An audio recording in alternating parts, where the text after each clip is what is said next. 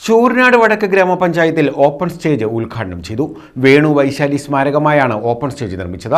ഗ്രാമപഞ്ചായത്തിന്റെ വാർഷിക പദ്ധതിയിൽ ഉൾപ്പെടുത്തിയാണ് ഓപ്പൺ സ്റ്റേജിന്റെ നിർമ്മാണം.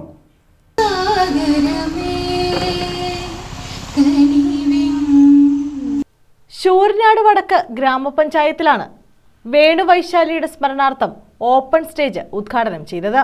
ശൂരനാട് വടക്ക് ഗ്രാമപഞ്ചായത്തിന്റെ വാർഷിക പദ്ധതിയിൽ ഉൾപ്പെടുത്തിയാണ് ഓപ്പൺ സ്റ്റേജ് നിർമ്മിച്ചത്. ഗ്രാമപഞ്ചായത്ത് പ്രസിഡന്റ് എസ് ശ്രീകുമാർ ഉദ്ഘാടനം ചെയ്തു.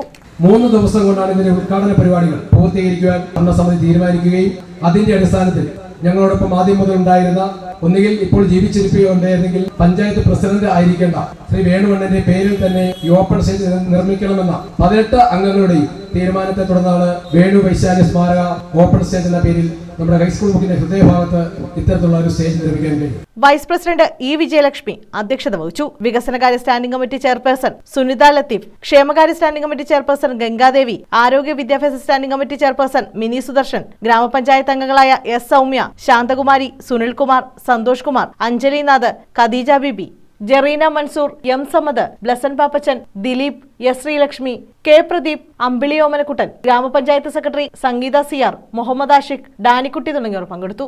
News bureau, Sooranad.